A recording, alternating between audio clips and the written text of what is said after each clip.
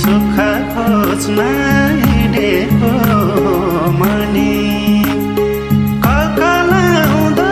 भैँस जोगान विदेशीलाई चन्दा